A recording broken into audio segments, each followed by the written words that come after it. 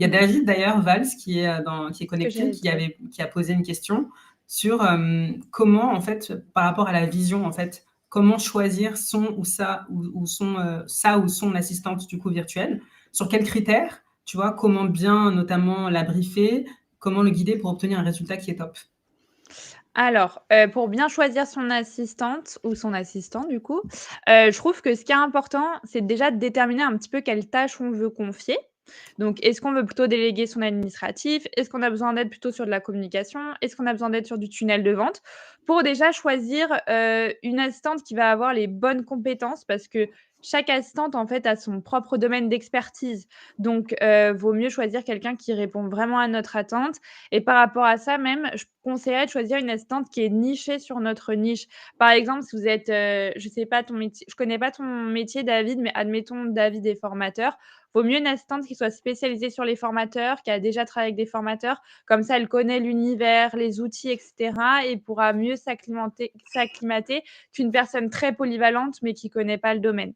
Donc je conseille de choisir une personne qui a les compétences qui matchent, qui connaît notre domaine d'activité déjà et après, ce que je trouve important aussi, c'est vraiment de rencontrer plusieurs assistantes. David, si tu veux, voilà, si tu veux choisir une assistante, moi, ce que je te conseillerais, c'est de définir une petite «fiche de poste» entre guillemets, même pour du freelancing et de communiquer dessus pour après, avoir plusieurs possibilités et rencontrer plusieurs assistantes pour choisir aussi celle qui te correspond le mieux à toi.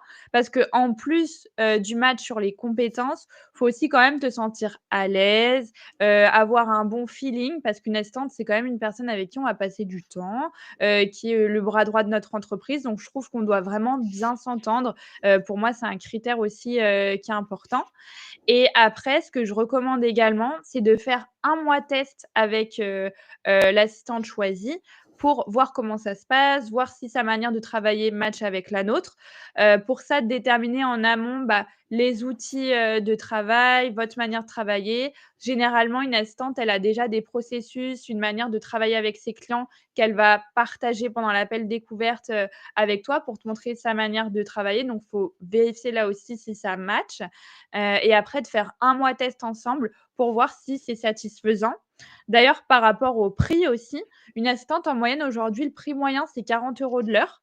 Donc après, si par exemple, tu estimes que tu as besoin de déléguer, 10 heures par mois, bah, tu peux te dire: «OK, je vais partir sur un forfait de 400 € par mois», par exemple, pour respecter mon budget.